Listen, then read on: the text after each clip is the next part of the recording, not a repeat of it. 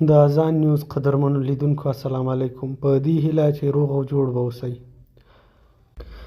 افغان ولس د ستر غازي ملا محمد عمر مجاهد رحمه الله کورنۍ ته ډیر درناوی لري او په یو روحاني نظر ورته ګوري. تاسو به په مخکې ویډیو کې وګورئ چې د ملا محمد عمر زوی مولوي محمد یعقوب مجاهد چې د دفاع وزارت سرپرست ده د اختر په شپه بازار ته راوتلی ده. تاسې به مخکې په ویډیو کې وګورئ چې خلک څومره مینه څرګندوي ورسره. راځئ چې ویډیو راسره وګورئ. خلک ډېر زیات خوشحاله وو، کوم مشکل مو الحمدلله نه دی لیدلی او په دې باندې ډېر زیات خوشحاله شو. د خلکو مینه او محبت پکې تر حد زیات و. پوښتنه باندې وکړه. ډېره مننه. څه پیغام ورکوئ خلکو ته؟ څه هغه دی د اختر مبارکي تر څنګ بل اول خو ټولو هیوادوالو ته د اختر نیکمرغه لوی اختر مبارکي وایو. الله تعالی دې د اختر دوی ته او ټولو هیوادوالو ته مبارک کړي. پیغام مو دا دی چې باید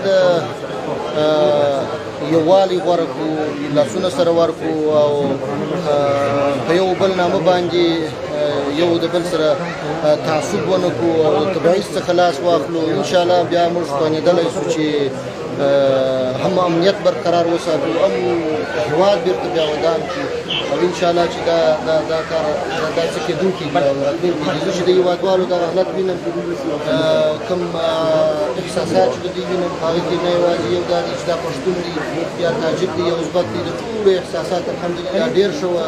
تمه دې درلوده چې خلک به دومره مینه درکړي چې راوځي بازار ته؟ ډېر خوشحاله شوم د دې مینې او محبت څخه. انشاءالله د دوی سره همداسې مینه او محبت لرو.